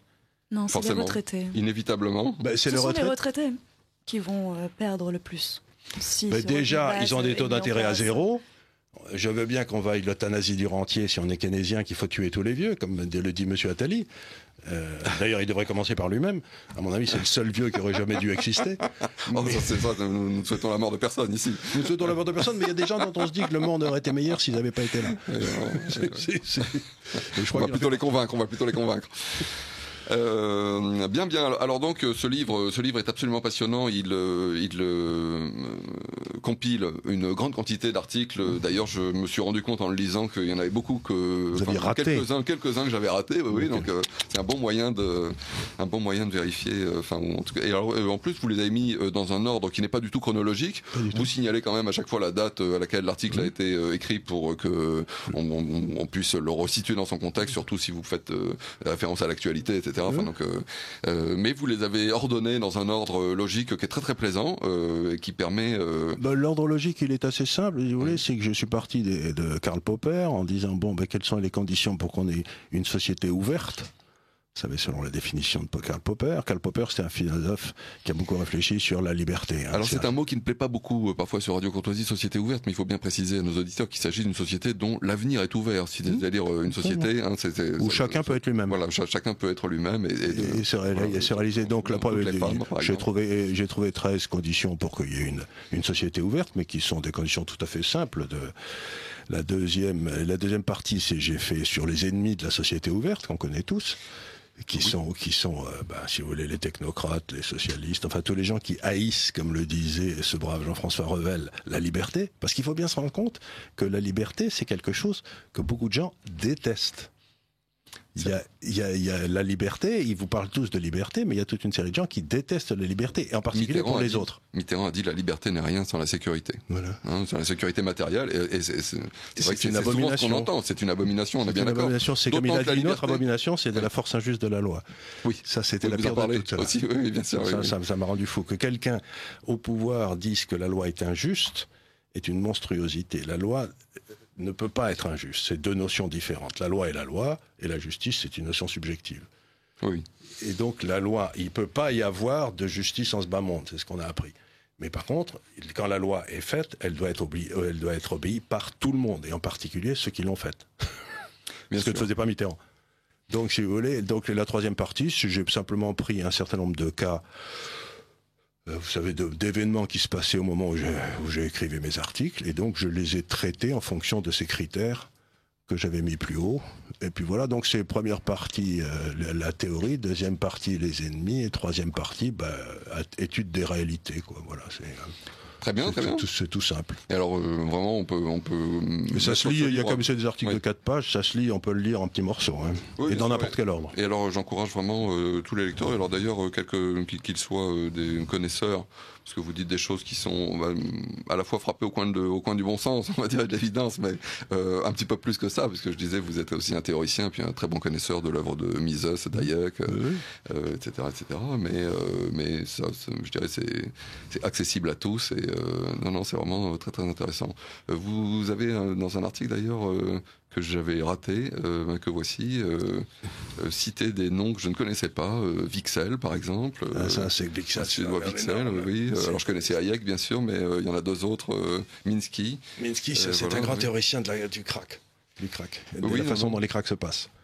Oui, alors, mais vous rapportez ça évidemment à la situation française. Comment expliquez-vous, Charles Gave, que le laisser-faire et l'ordre spontané aient aussi peu de succès dans notre pays, et particulièrement dans la tête de nos élites? Ils ont l'air de absolument pas comprendre. C'est-à-dire, on a l'impression, par exemple, quand on écoute les candidats à l'initiative de la LEP, ceux qui sont interrogés, là, on a l'impression que certains sont favorables à la liberté, mais comme s'ils nous offraient un petit cadeau, c'est-à-dire, vous en avez assez de remplir trop de formulaires, on va vous en donner un peu moins, etc. Mais visiblement, ils n'ont pas compris, ils n'ont pas pris en eux-mêmes, comme étymologiquement, disons. Ils n'en ont qu'une compréhension intellectuelle, ils n'ont pas compris à quel point cette liberté non seulement est consubstantielle à la sacralité de l'être humain, mais qu'en plus elle est la solution à tous les problèmes de chômage, etc. Enfin, qu'il y a derrière. Comment se fait-il qu'ils soient à ce point inaccessibles à cette notion, eux qui se targuent quand même de s'intéresser à la politique, quoi. Enfin, je crois, pour comprendre une nation, c'est ce que je dis souvent, il faut regarder qui sont ces grands saints. Et vous regardez l'Angleterre, où j'ai vécu quand même 25 ans, ces deux grands saints, c'est Thomas More et Thomas Becket, qui ont tous les deux été martyrisés pour dire que la liberté individuelle était antérieure et supérieure aux droits de l'État. Et les deux grands saints français dans l'inconscient collectif, c'est Jeanne d'Arc, qui rétablit l'État français, et Saint-Louis qui dit le droit en majesté sous son chêne. Oui, alors, chose dont vous parlez dans ce livre, d'ailleurs. Oui, donc, ce que j'essaye de dire, si vous voulez, c'est que la France est une nation qui a été capturée par un État. Et que l'État met en coupe réglée la France depuis bien longtemps. Et que les gens qui sont à l'intérieur de l'État sont, sans s'en rendre compte, des criminels exploiteurs. Ou dans le meilleur des cas. Dans les autres cas, ils sont des criminels exploiteurs en le sachant, comme l'ont été les socialistes dans les périodes Mitterrand, etc. Donc, ce que j'essaye de dire, c'est qu'aujourd'hui, nous avons un vrai problème moral, c'est que nous avons quelque chose d'immoral, qui est l'État français, qui a pris le contrôle et qui traite la bête à son profit. Et quand vous êtes celui qui traite la bête à son profit, vous n'allez pas changer, puisque ça va très bien pour vous. Quand je dis « mais la France va mal », tous mes copains qui sont dans les hautes sphères de l'administration ou de la politique me disent « mais t'es complètement fou, ça n'a jamais été aussi bien pour nous ». Eux, ils vivent dans un confort qu'ils n'imaginaient même pas. Donc demandez à des gens, si vous voulez, demander à la mafia de faire la prospérité de la Sicile, ça me semble quand même une erreur intellectuelle assez considérable. Bien sûr, à un moment d'ailleurs, vous faites un calcul terrible sur la retraite de Jean-Marc Ayrault, je crois. Oui, mais c'est pareil pour Juppé, c'est pareil pour non, bien sûr, non, c'est pas une attaque, qui vise Jean-Marc Ayrault, on l'a bien compris, disons. C'est seulement que vous aviez les chiffres sous la main, et donc voilà. Et on découvre qu'il faut un capital de, je sais plus combien, 40 millions d'euros pour avoir l'ensemble des retraites qu'il a. C'est-à-dire, c'est ça. C'est que le même revenu. Si on prend le cumul, voilà. Je suis tout à fait pour qu'il ait 40 millions d'euros de capital théorique. On est d'accord. Mais à ce moment-là, il paye l'impôt sur la fortune dessus. Même c'est un petit peu choquant quand même pour quelqu'un qui occupe. Non, mais je ne veux pas parler de la façon dont il les a eu qu'il a cette retraite. Quand même, c'est une vraie question. C'est une vraie question, mais on peut la poser. Mais c'est une autre question. Mais pourquoi moi, si j'avais 40 millions d'euros pour assurer ma retraite au même niveau que bien sûr, vous payeriez un énorme portée sur la fortune. Pourquoi lui ne paye rien? Donc je suis pour l'égalité, comme en bon français, que tous ces gars-là, on capitalise la valeur de leur retraite et qu'on leur mette un impôt sur la fortune dessus. Ça me paraîtrait une bonne idée. À ce moment-là, elle serait supprimée dans la semaine qui suit, l'impôt sur la fortune. Oui, bien sûr. Oui. Alors, nous espérons d'ailleurs qu'il le soit bientôt, puisque quelques candidats de droite s'engagent sur cette suppression de l'impôt sur la fortune, mais pas Nathalie Kosciusko. Vous savez, il n'y a qu'une réforme à faire, c'est simplement de rendre les fonctionnaires non éligibles. Oui, alors ça, je vous avais déjà entendu dire d'ailleurs que si c'était les garçons coiffeurs qui étaient à l'intérieur du Parlement, toutes les lois seraient favorables aux garçons coiffeurs.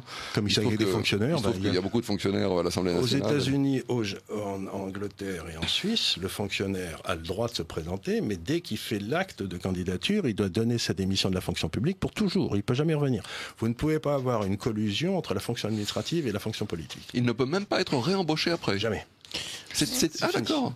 Je ne sais pas si c'est... Alors, Fergan Aziari, Il y a même un ministre en Angleterre. Il y a même un ministre en Angleterre dont le rôle, il ne répond qu'à la reine, dont le rôle est de protéger la fonction publique contre les invasions du secteur politique. Ah très bien.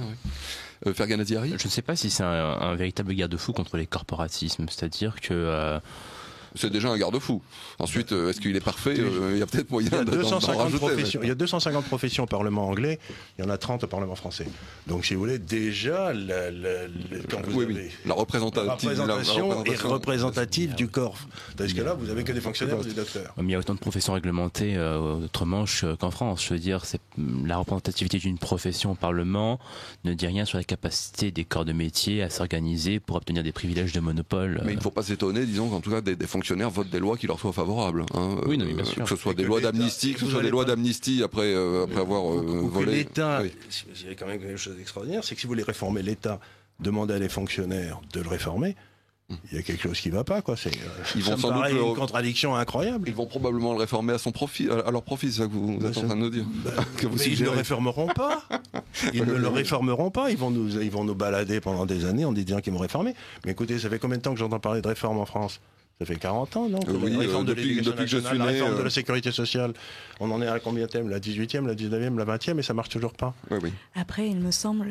Marianne Ferrand. Oui, que... les choses s'améliorent. Je pense à Emmanuel Macron, je pense à Valérie Pécresse, je pense à Fleur Pellerin qui ont aussi pris leurs responsabilités. Ce n'est qu'un début et c'est pas forcément. On va pas. Mais vous avez eu. Claquer des mains et sauter sur la table de joie, mais on avance, non? Vous êtes très jeune, donc si vous voulez. Je me souviens de René Monory, qui était un ministre qui était garagiste, qui était tout à fait remarquable, libéral autant qu'on peut l'être et tout. Il a été bouffé par le système, on l'a mis sur la touche, il lui est jamais rien arrivé. Donc dès que vous êtes. N'imaginez pas une seconde que ces gens-là ne vont pas les expulser.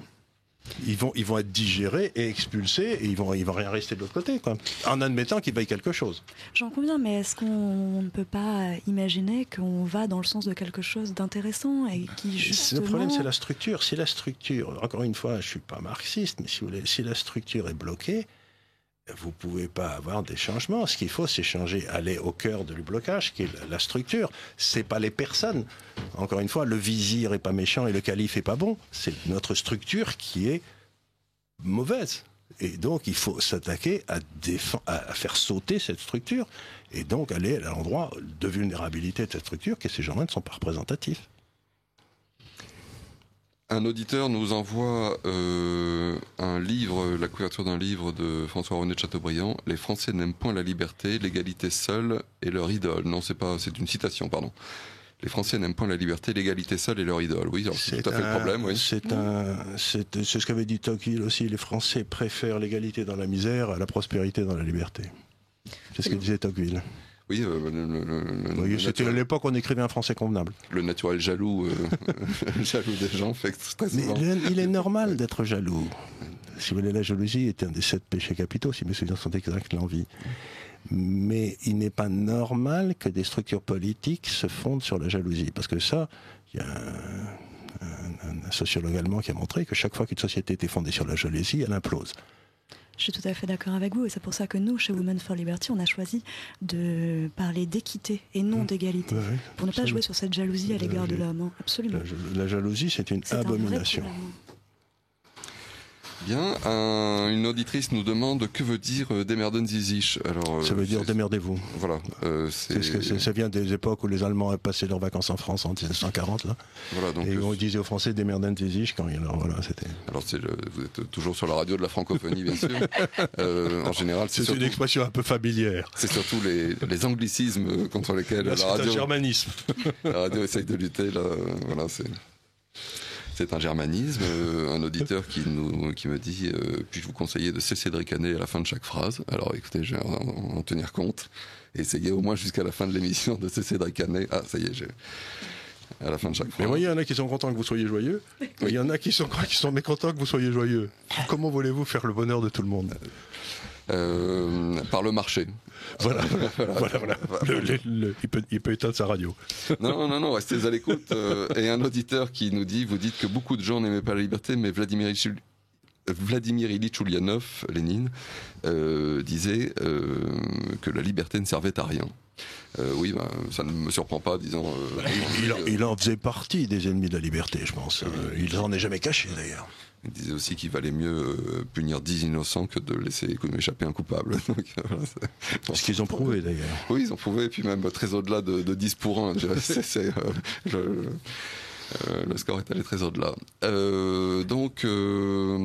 Nous arrivons à peu près au terme de cette émission. Peut-être quelques réflexions sur qu'est-ce que vous pensez, parce que nous avons évité le pire avec le fait qu'Hillary Clinton ne soit pas élue. Absolument.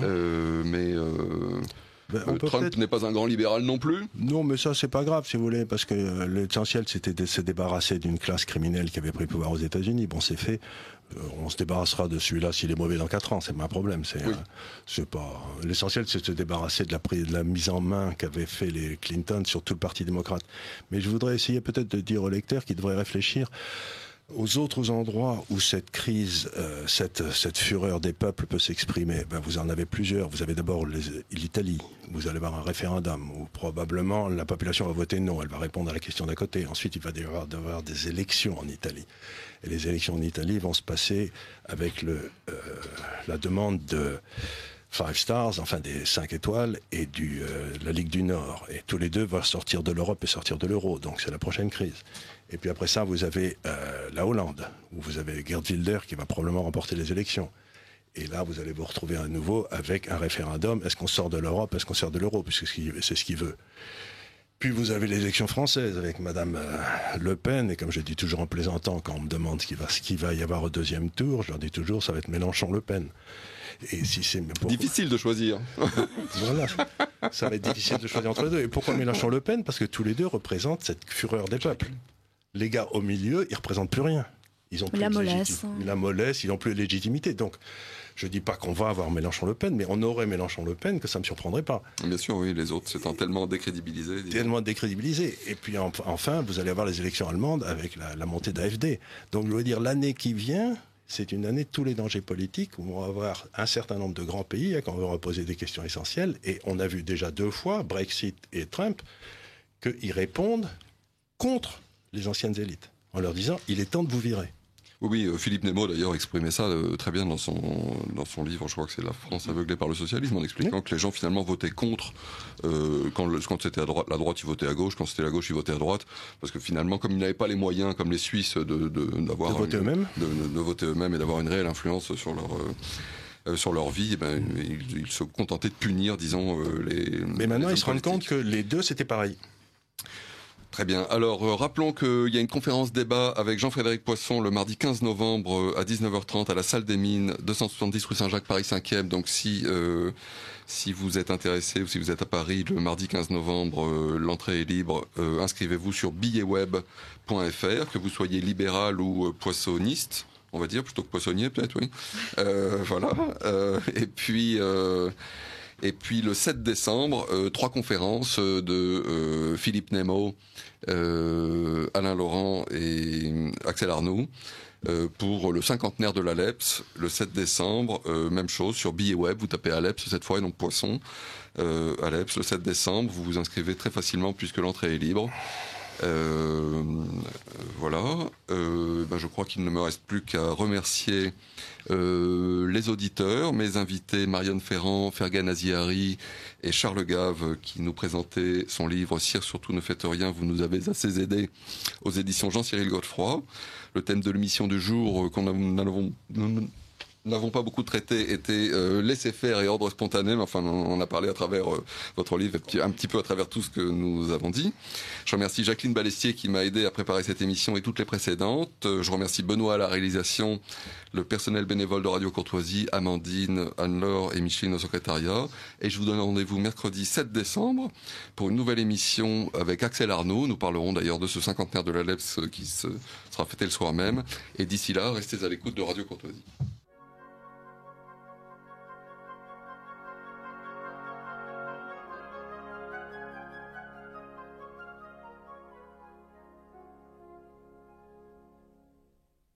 Ici Radio Courtoisie, la radio libre du pays réel et de la francophonie. Vous venez d'entendre le libre journal des économistes dirigé par Olivier Mérès, diffusé en direct mercredi 9 novembre 2016 de midi à 13h30. Il est diffusé en différé dans l'après-midi de 16h à 17h30, jeudi 10 dans la nuit de minuit à 1h30, puis à la demande sur le site internet de Radio Courtoisie. Ce libre journal a été réalisé par Benoît. N'oubliez pas que Radio Courtoisie est une radio culturelle associative. Afin de sauvegarder une indépendance absolue, Radio Courtoisie refuse toute ressource publicitaire. Radio Courtoisie ne vit que grâce à ses auditeurs. Aidez-nous à demeurer libres, adhérez à notre association. Pour cette année, la cotisation minimum est de 40 €. Envoyez votre chèque à Radio Courtoisie, 61 boulevard Murat, 75 016 Paris, ou réglez avec votre carte bancaire sur radiocourtoisie.fr. Si vous le désirez, nous pouvons vous faire parvenir un enregistrement de ce libre journal. Commandez le CD-ROM pour le prix front de port de 9 € ou 6 € seulement si vous êtes adhérent de notre association. Je vous rappelle notre adresse, Radio Courtoisie, 61 boulevard Murat, 75 016 Paris.